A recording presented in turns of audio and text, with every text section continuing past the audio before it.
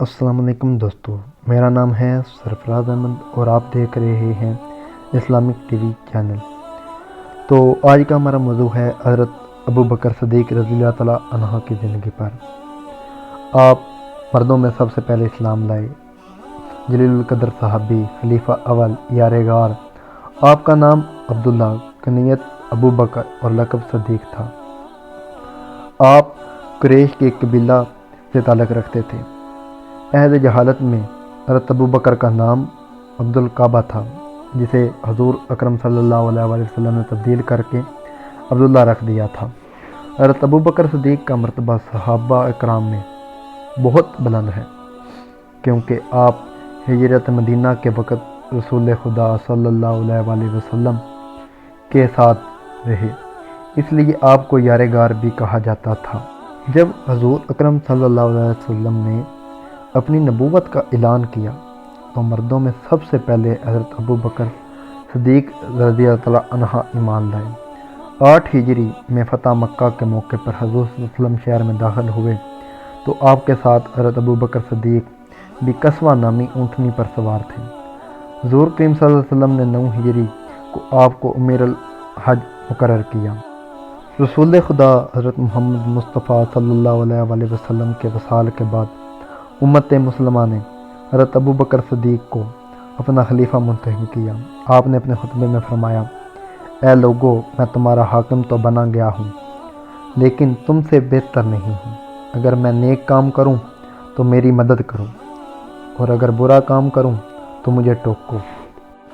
صادق ایمانت ہے اور کذب خیانت۔ تمہارا کمزور شخص میرے نزدیک طاقتور ہے، جب تک اس کا حق نہ دلاؤں۔ تمہارا طاقتور شخص میرے نزدیک کمزور ہے، جب تک جو حق اس کے ذمہ ہے وہ اس سے نہ لے لوں۔ حضرت ابو بکر صدیق رضی اللہ عنہ کی خلافت 632 عیسوی سے لے کر 634 تک جاری رہی۔ حضرت ابو بکر صدیق نے 23 اگست 634 ہجری 22 جمادی الاخر 13 ہجری کو وفات پائی۔ آپ کے نماز جنازہ حضرت عمر نے پڑھائی۔ آپ کو حضور صلی اللہ علیہ وسلم کے پہلو میں بائیں جانب دفن کیا گیا۔ آپ حضور صلی اللہ علیہ وسلم کے بہت ہی قریبی اور پیارے ساتھی تھے۔ حضور صلی اللہ علیہ وسلم کو 40 برس کی عمر میں نبوت ملی۔ اس وقت حضرت ابو بکر رضی اللہ عنہ کی عمر 38 برس میں تھی۔ ان کی تجارت ترقی پر تھی اور وہ اکثر تجارت کا مال لے کر شام اور یمن جایا کرتے تھے۔ حضور صلی اللہ علیہ وسلم سے ان کی جان پہچان تو مدت سے تھی، لیکن حضور صلی اللہ علیہ وسلم کی نبوت پانے سے کوئی سال بعد پہلے میل جول بڑھا۔ حضرت ابو بکر صدیق رضی اللہ عنہ آپ کے پاس آنے جانے لگے۔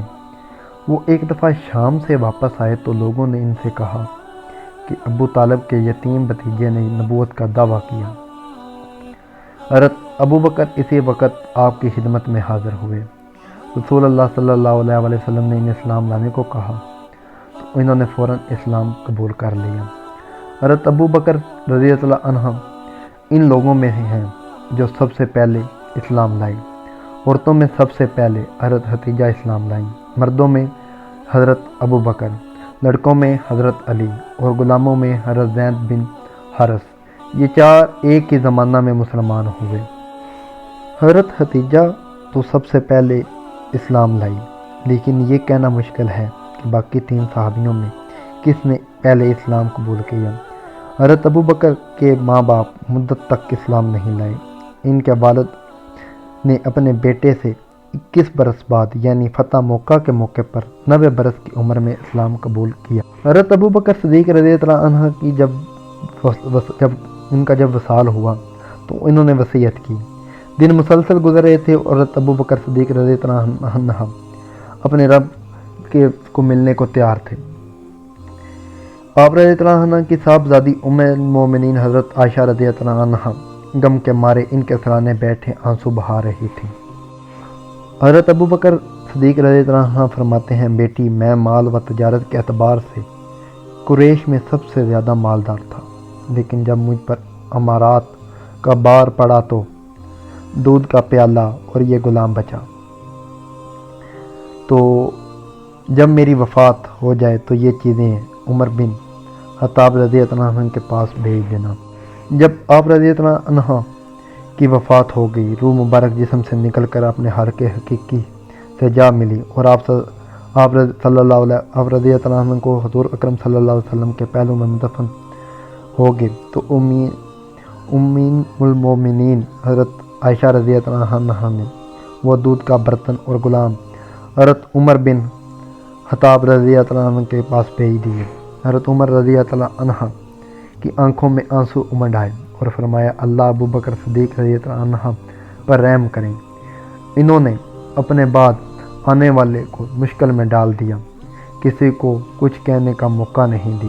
खुदा की कसम, अगर अबू बकर के ईमान का रूए ज़मीन के तमाम लोगों के ईमान के साथ वज़न किया जाए तो अबू बकर रज़ी अल्लाह अन्हा के ईमान का पलड़ा भारी होगा।